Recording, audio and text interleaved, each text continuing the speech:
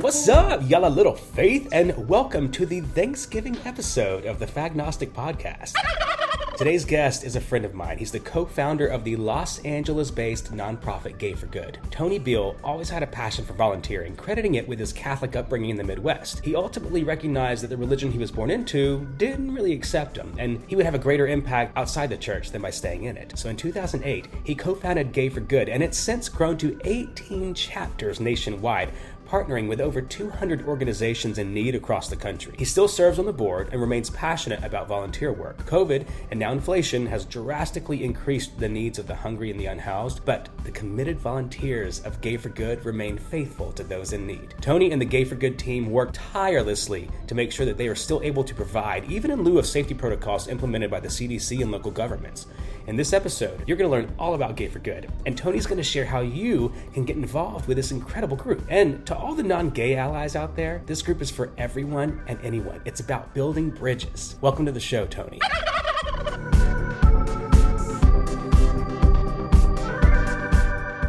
Tony, happy Thanksgiving. Thanks for being here. How are you?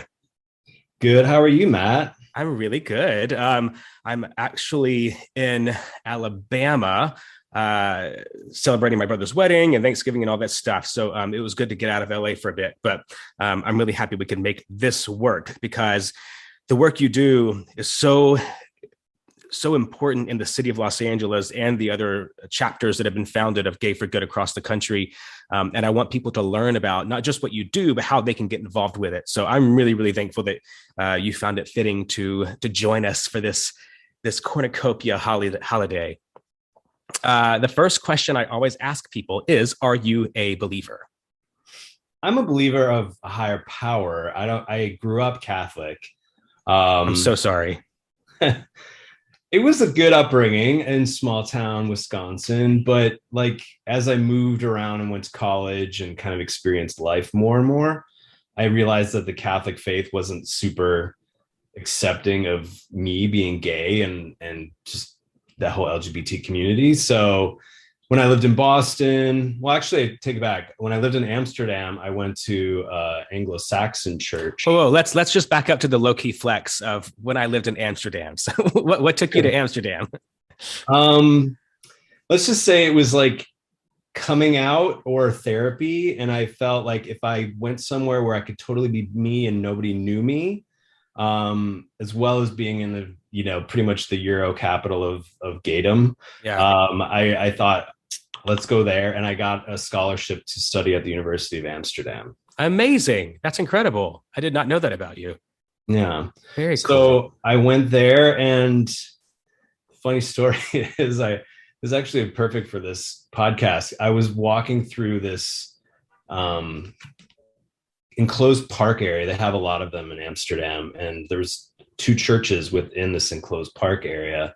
And I was kind of like, I kind of want to like go to church. I kind of missed that element in my life. And I walked by this church, and the service was just kind of starting, and I wasn't quite sure, do I want to go in? Is it in English? Is it in Dutch? And this guy comes out and says, this is where sinners go. And I was like, okay, I kind of like this guy. This could be interesting. And I think I went the next weekend. I didn't go that particular morning because I wasn't like fully ready for it, like dressed for it or whatever. But ended up being like my community. Like when I was living in Amsterdam, made a ton of really close friends, both in and out of the university that went to this church. I actually joined the choir, which was pretty crazy. What? Oh my God. Yeah. That's so dope. It was pretty fun. And, but it sounds like, just because you mentioned a minute ago that growing up Catholic wasn't so bad in a small town because it provided that community that's hard to find otherwise, especially in small towns where churches kind of run the game. But what was it like? I mean, because church is not the most important thing in society in Europe. So what did it provide you? Because I imagine you had other social outlets. I think it was just kind of like, for me, like church was always, I loved singing in church. So like that part of it was like really cool. I thought that the history it provided me and like a closer sort of tie to just the community within Amsterdam. That's Sure. not like the party community. And it wasn't so much like a huge gay population within this church, but there were, a mixture of older people I became really close with, and then a few gays and lesbians that went to the church that are actually part of the choir too. So it was a cool thing. And like after church, there was like, coffee and like, pastries and stuff. So it was like a fun way of just intermingling and meeting people. There was this older woman that I became very close to, and she took me and brought us out to her house kind of north of the city and stuff by big windmills. It was just kind of I don't know, it was a cool time while I was there. And then also like when I moved back to the States, this is where kind of like, instead of Catholic, I kind of was like, well, I liked this church in Amsterdam. It was much more, community focused and accepting of whoever wanted to come in within the walls. So when I lived in Boston, I went to Episcopalian church, which is a little more like what they call Catholic light. And, I enjoyed that. And then when I moved out to LA, I also went to the Episcopalian church in Beverly Hills. Oh, yeah. The one thing that I found really just frustrating with the US churches, they're constantly asking their members for money. And it was just like this constant like fundraising drive. And I'm like, that's not why we're here. Like, right. Why is every weekend like, a couple or a family up telling how much they give to the church and they hope that other people will do the same? And it was like, that was like kind of like my frustration and breaking point, is that I was like, what is this church really even doing within the community? Like, I was like, I need to take a break. And that's when I like stepped back and was like, what do I want to do with this hour? You go to church for that hour and a half or whatever. And for a while I started doing yoga pretty, religiously. And then I was like, that's me. It's good for me. It's like me time. But like, what about other people in the community? And I started volunteering with Trevor Project, kind of got involved there. But the problem with Trevor Project at the time for me was that I was like, there's too much politics going on in this organization. And I was like, Trevor has gone through the ringer with stuff like that. Yeah. I mean, it's a great organization. Yes. Don't get me wrong. Yes. But I was like, I wanted to do something different, and like, again, less about like raising money but more about like doing stuff. So right around this time, the movie Harvey Milk came out, and I was really impressed by how when he ran for office in San Francisco, he ran multiple times in the Castro, and he kept hitting a roadblock in the sense of like, he had the LGBT community support, but what about the other people that lived within the Castro? How could he win them over and get their acceptance and support to win? That time the movie came out was the same time that Prop 8 was going on in California, and we lost Prop 8 for marriage equality. In order for the LGBT community to really gain acceptance and to help people know us and accept us, and that's where Gay for Good kind of came about. We founded it here in LA with Steve Gratwick and Frank Roller. I love both of those guys so much. And both of them continue to be super involved in the community and do great things for not just the queer community in LA, but also the others, like you just mentioned. Yeah, so they were part of my hiking group, and they were like, they kind of had been sort of asking like, how can we get people to volunteer? And like, again, like I said, all this was kind of coming at like a perfect storm of things happening in my life. And I was like, let's take my hiking group and start with gay men, which were part of my hiking group, and get them to start to volunteer. And the idea of the organization was to align with other nonprofits, but not within the LGBT community. So creating that bridge between like our community and the larger sort of greater community of Los Angeles. And we worked to basically do one service project a month. And the idea was to both get to know what their organizations were dealing with and what they were struggling with and how could we help them, but also, how do they get to know us and see us as partners within the community and helping them. But it also bridged a gap between a community that potentially wasn't in our favor and our own well-being and benefits and rights, really. Mhm. And pride is great. I love going to prides, but it's a very self-fulfilling thing typically. Whereas this, Exactly. what you're talking about, is how you say, not just look at us, but like, how can we serve you? And when you're doing that, when you're meeting people's needs, they're far less likely to hate on you, to vote against you, to treat you as second class. Yeah. And I think the big challenge too is kind of similar to, going to church, people wanting to go volunteer. You feel like kind of odd man out, if you will, of like if you're an LGBTQ volunteer going to volunteer with, say, a food bank or homeless shelter, whatever. Like I feel like you feel a little alone, but if you Mm-hmm. know that you're going to a service project where you're going to find and meet similar people within the LGBT community, it creates that sort of welcome, like what we call sort of a safer environment for you to go and be yourself, Yeah. and meet other people, but also do something good in the same vein. So There's something about volunteering as well that feels like a connection to the divine, because when you're working to serve a community or serve the greater world, that to me is where the divine, if there's a divine, lives. And when you're working for that, there's the connection. yeah, and that's kind of how the name Gay for Good came about. Yeah.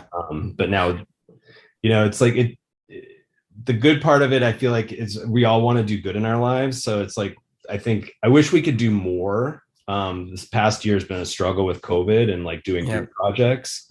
One of the areas that, fortunately across the country, I mean, where they've been able to take volunteers, I guess it's a unfortunate thing, is the whole, food insecurity and hunger kind of organizations that we work with and partner with. They've been a needed part of the community all year. But I wish we could do more and get more projects going with larger groups and things like that. But, the food bank in LA has been one of our steadfast partners for the past 13 years since we founded. And, we've done, I want to say, like 4 or 5 projects with them this past year. That's great. And I imagine that their need has actually increased because of the amount of people who have become unhoused or Yeah. become food hungry. Yeah. The food insecurity, especially like in LA, it's, I mean, not just LA, I think across the country, Yeah. people losing their jobs and, COVID and, just the inability to get food too, in some cases is Right. really stressful for families. And it's like, what do you pay your rent, or do you go buy food? And I think that's the Yeah. challenge that a lot of people face. And Yep. I have to say, like the projects that we do with the food bank, we did a bunch. So the food bank actually partnered with the LAUSD school system because a lot of kids weren't getting the school meals. Yeah. So they had these programs where Do you happen to know statistics on what percentage of LAUSD kids that their main meal every day comes from the school? I've seen these numbers before. I've it's a heard high amount. awful numbers about what that means is that the meal the school provides is the biggest and most important meal that the kid's getting that day, because their parents don't make enough to put a full meal on the table or whatnot. So I'm really glad to hear that they saw that need during COVID and partnered up with them. Wow. No, and it was cool. I mean, I don't know what the number is either, but I know it's substantial, especially in, your lower income parts of the city. Yeah. But I have to say, those events, they were drive up events, and it was just like the best feeling when these people would drive up and you would literally like hand them 2 big boxes full of food. And it was just, I don't know, it was just like heartwarming. And that's what I love about our service projects, is that, well, that one especially, because you're literally meeting the people that are benefiting from it. Yes. Like the food shelters are a little different. And that's kind of how this, I guess, is sort of more like this sort of setup that the food bank had, was more like a shelter experience. But the shelters is like literally where the people come to get the food, versus the food bank, which is literally like a massive distribution center. Yeah, like 3 Costco size, huge. I mean, the amount of food that goes in and out of that facility is insanity. Oh my God. Yeah, that's incredible. They're able to feed, and this is what's amazing with the LA Food Bank, is that they're able to feed, or create 4 meals out of $1. Yeah, So I saw that in the email you sent me, and I've always wondered how the hell is that possible? But then it breaks it down of where they also source their food from, and it's local grocery stores, it's local farmers, it's restaurants with expiring food. It's I yeah, mean, and then donations as well. So it makes more sense now how that dollar can be stretched across 4 meals. But I imagine inflation is we don't have accurate numbers it's going based. to start affecting that number for Yeah, sure. I mean, I think that they still get a good amount of donation and surplus to potentially not hit that number, but yeah, I think it's going to become increasingly more difficult. But the other thing is, I feel like people, just need to shop more efficiently as well. I feel yeah, like there's so much processed foods that people purchase that the prices of that stuff versus a bag of rice is just yep. like enormous. I feel like what people also need to learn is just going back to like the days of like when I don't know if you had home ec class in Mm-hmm. school, but like learning nutrition and learning like how to cook, I feel like Yeah, is a huge part of food insecurity and like yeah, efficiently using your dollars that people are earning, to feed a family or feed individuals right. more efficiently. I found it. I want to know more about the grocery store's involvement in donating, because one of the things, and this is not a political podcast, but one of the things I think about in my mind is like, government oversight versus incentivizing corporations to try to subsidize the need. We can, I mean, safety nets, we have to have them, I understand, but I wonder if there's a way to further incentivize these big corporate companies, Amazon, Ralph's, Kroger, whatever, to do more for the community, so that's not on the back of the local, state, federal government. I don't know. They do. They donate. The last project we did at the food bank, we processed. God, I can't remember what it was. I want to say it was like 12,000 pounds of like Jesus. bread. Oh my Like God. so, like literally, like all the grocery stores, will basically send the food bank all of their expiring bread products, Mm-hmm. but the expiration dates on them are sort of like the sell by date. Right. The actual expiration date is a slightly, a little bit longer. So, we had to go through and like, it was literally like Lucille Ball on the conveyor line, Right. where it's like, this is good, this is bad. Like, it was fun in the sense that like you saw some crazy products too, that you're like, what is this? Right.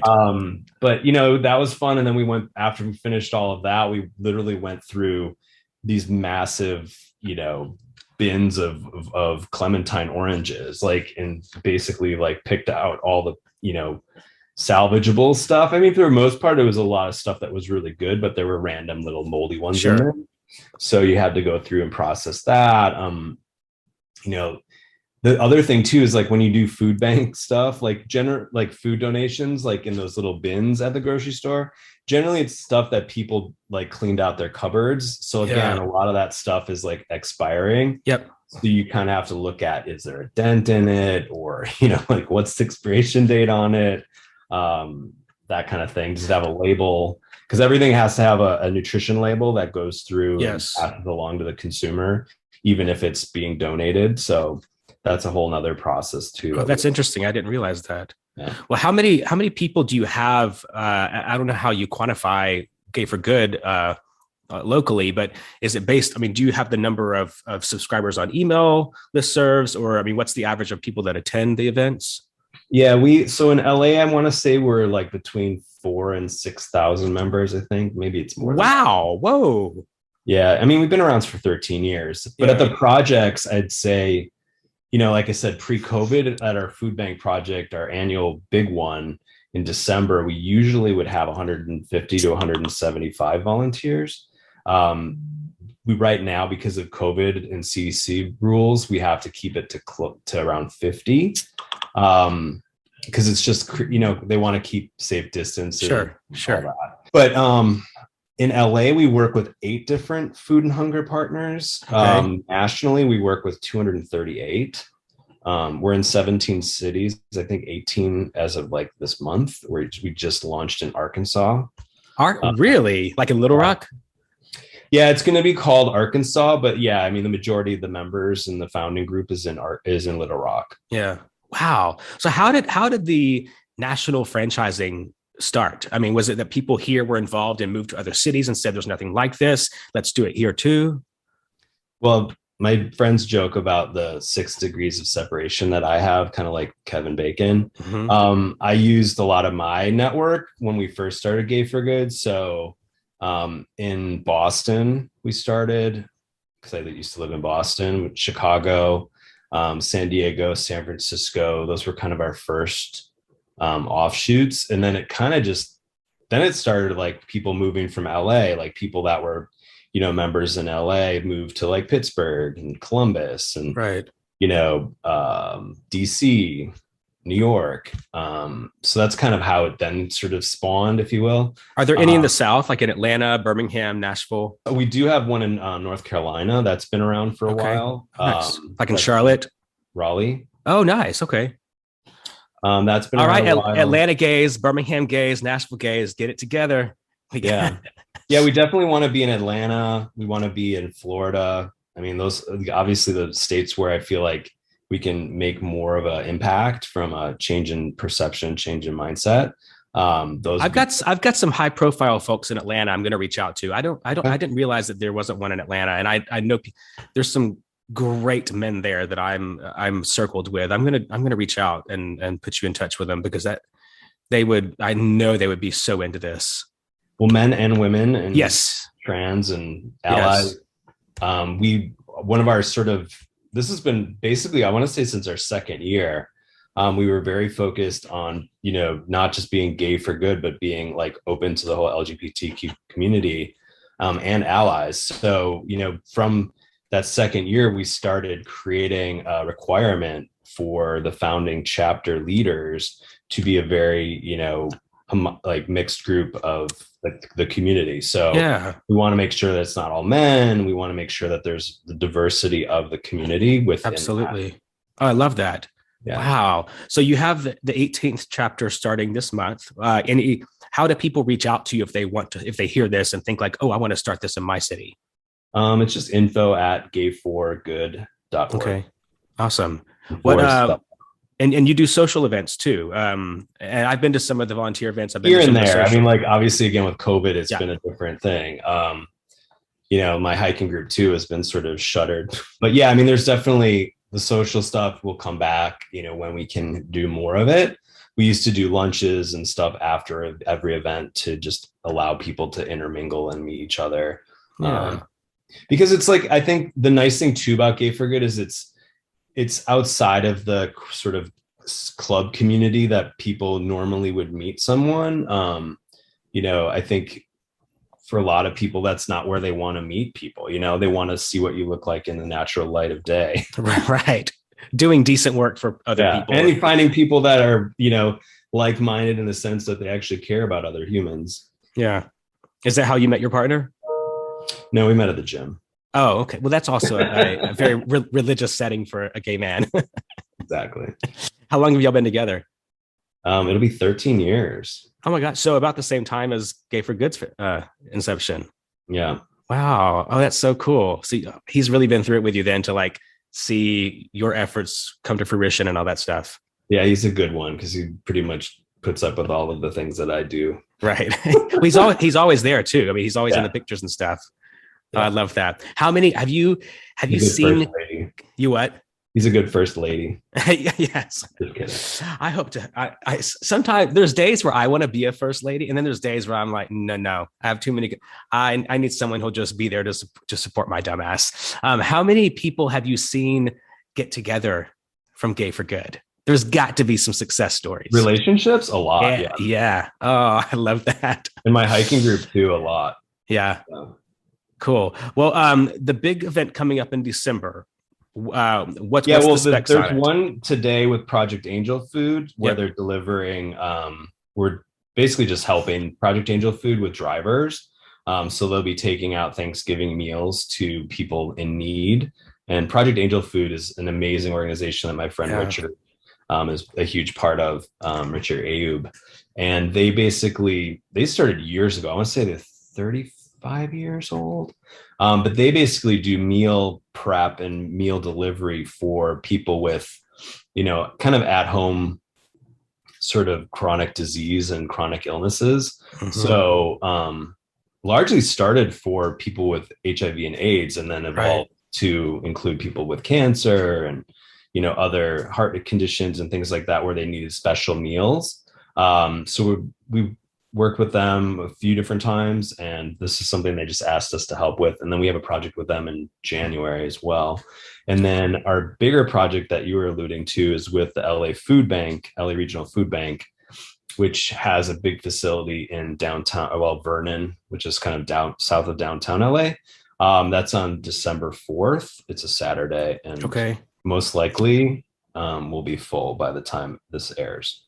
Okay. Well, that's a really good problem to have, but there still are email lists you can sign up for once restrictions start going away. We're trying to do more projects per month. That's kind of a goal, especially in LA, because like you said, the projects fill up quickly, and we know that there's a need and a desire to volunteer. It's just, do we have the sort of bandwidth as chapter leaders here in LA to schedule and to lead those projects? So we're always looking for chapter leaders and stuff like that too, that will help us increase that ability. Are there ways for organizations or concepts to reach out to Gay for Good to say, hey, we have this need because you have this surplus of now labor, basically, to say, okay, we opened up this slot for this organization. It's not LA Food Bank, but can people reach out to you for that as well?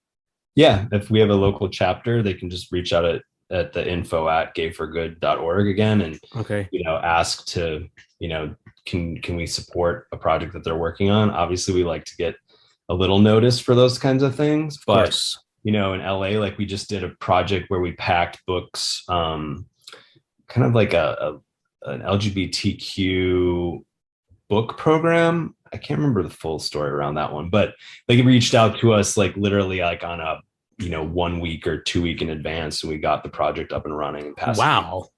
Yeah. That sounds so stressful. And it filled up within like, a day or so of posting it.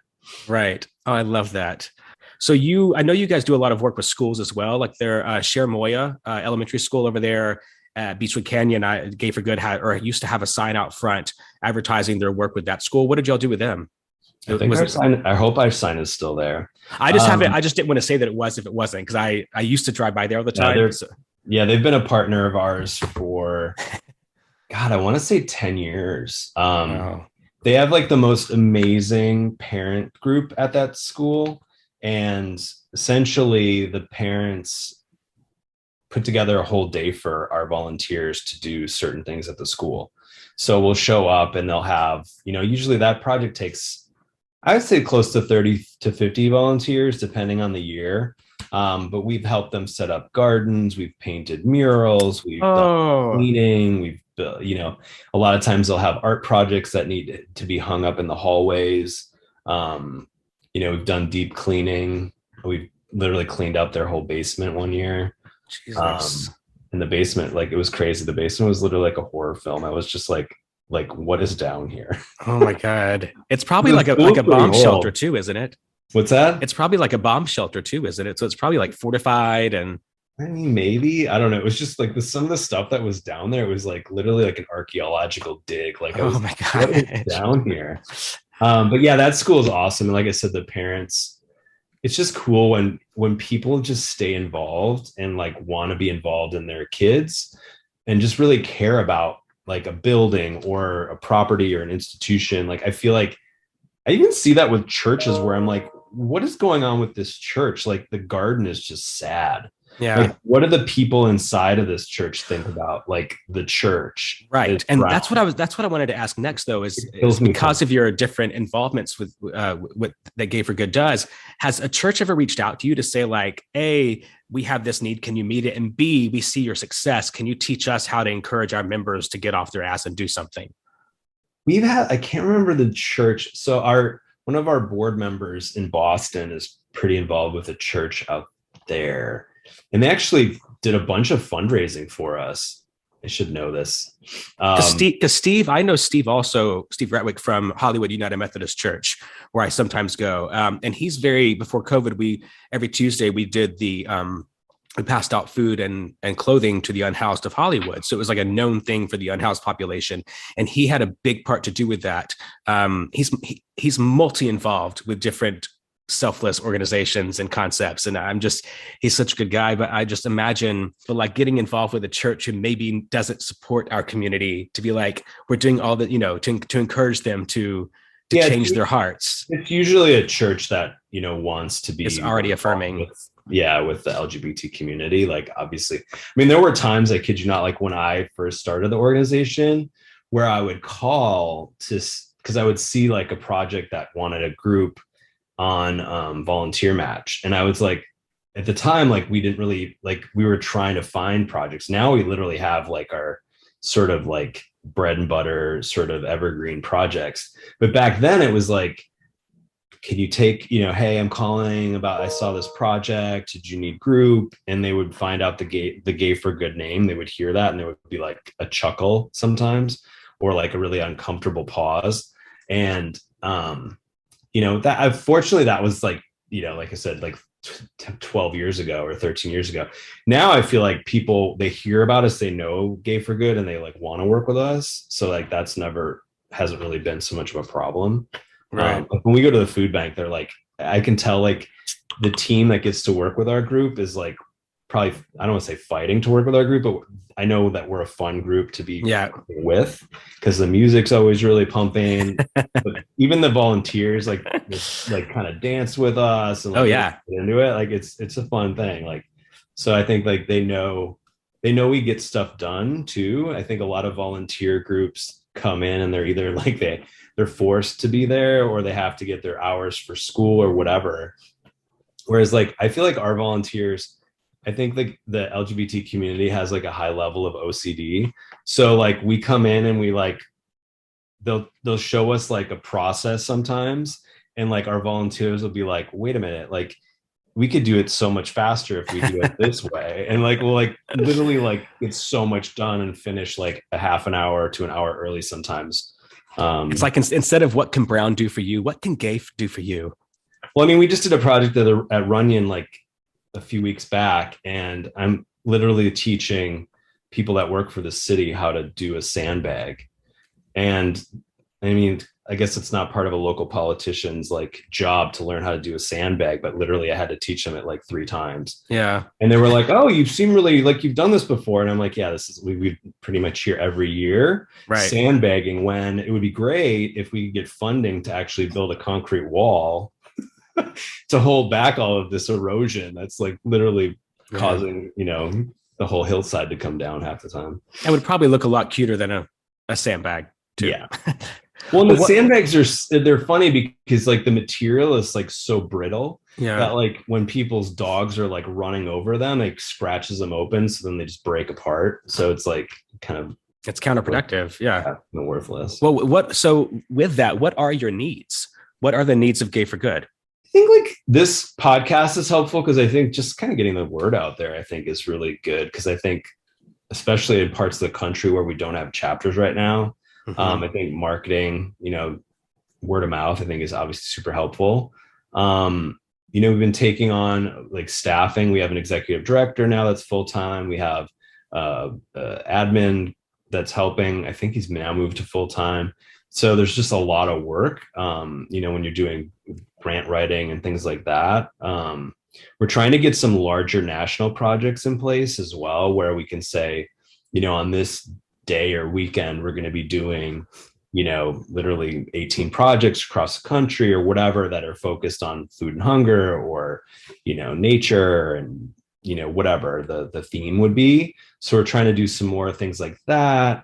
But the nice thing about the organization is like, we're not like super like expensive to run versus like some other nonprofits where they're like doing like $3 million and it's like kind of question where the money's going. Like we're very grassroots in that regard. And we just do a lot of, great work, which is just fun to see. Yeah, that's incredible. I'm so thankful that you felt the call to this 13 years ago, because it's as someone who's been to the events, it's not just a chance to do greater good for the world, but there really is the community aspect of it is so fulfilling.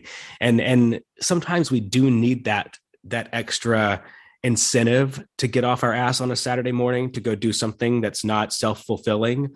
And that's what it is that, I mean, you're around a bunch of fun guys who care about the world. Like you said, the music is jumping. It was so, I remember being at the food bank and them just, I mean, busting some like, top 40 or club hits or whatever. And I just was looking around like, this is so surreal. Just a bunch of a bunch of gay and allies and lesbians and other straight people just processing food and dancing to Lady Gaga. Nothing gets more church than that, in my opinion. Yeah, it's always fun to have a drag queen there. We usually have one, but the challenge there is like closed-toed shoes. Oh, and we don't want our drag queens in closed-toed shoes. Yeah, we don't. Tony, I'm so glad that we got to talk and that people can hear about this. And again, it's gayforgood.org. Is the 4 digit or spelled out? Spelled out, FOR. Okay. Gay for Good. Y'all check them out, get involved. If you don't have them in your city, info@gayforgood.org. You can reach out about maybe chartering one. And December 4th is the next big LA food bank event. But Tony, you said that you think it's going to be filled out, but take your chances. See if. Yeah. And if you go to the website too, there's a list of events in each city. So awesome. You can always check to see what gets updated there or on our social platforms. But registration is usually on the website. Cool. So that's the best place to register and just kind of keep up with what's going on. Okay. And then just to wrap it up, how is continuing to be a part and seeing the growth of Gay for Good informed or changed your relationship with the higher power or God or your view of the God you had growing up? I just think like for me, like I've now been more focused on just kind of like doing good and like kind of like the golden rule, it's like as much as there's a higher power up there, I think we all need to like come back down to earth sometimes and like actually like think about who around us needs help and like, and be less focused on our individual selves and have that empathy. I think that's what America's kind of missing right now. And I think that the nice thing about service projects is that they're, like that safe space where no one's really talking about politics. Like they're really just going there to help out these organizations and you can be whoever you are, and we like to meet you and have you there. Yeah. There's I feel like I mention this every episode now, but there's a Jewish teaching that I think Martin Luther King Jr. actually referenced one time about how we pray with our feet. And it kind of speaks to what you're talking about is that no matter what your belief system is, that effort of doing good, there's a binding quality to that effort with other people, with a higher power, with a lower power, whatever. I just love that you have created this thing that gives people an opportunity to do that. I think there's a lot of Christians that are like, oh, da da da da da. But are you actually doing Christ's work? The answer is no. This is no, and that's the struggle. And like you look at these like huge, evangelists that have like private jets and things like that, and like it's gotten out of control. And I think that people need to come back to their community and really, see how they can help. Yeah. And it's happening little by little. I remember Joel Osteen a few years ago, I think it was after one of the hurricanes, like, refused to open his church doors for Harbor. And you're like, are you kidding me? Like you have a former arena, like a former sports stadium that you can't. Okay. But people are seeing that more and more now, I think, and thankfully. And I'm glad that there are organizations like yours that offer a counter to what church originally was intended for, was to have a community to serve. And there's other, it's not just yours, but there's so many out there now that are providing an answer to people's exodus from church. Yeah. And I think that like we did a project in Filipino town where we went around the neighborhood and picked up, gobs and gobs of trash. Like so many people are constantly just complaining about things in their communities. Like I feel like people need to start doing things, and that's like, having a solution instead of just like a complaint, I think is like a huge part of what we need to strive for. Absolutely. Well, thank you for all you do for the community, for the unhoused, for those who are hungry. for providing a social situation for people that maybe don't feel comfortable at the club or at the gym. So y'all go check them out, gayforgood.org, 4 spelled out. And until next time, Tony, we'll see you. And I've got to see if I'm in town for 12/4, but if I am, I'm going to sign up so I can be there. I really missed being involved with those events, and I'm glad that they're still happening and that the demand is so high for volunteers. Well, you've always supported us when you worked at that one retail store we won't name. Oh, yeah.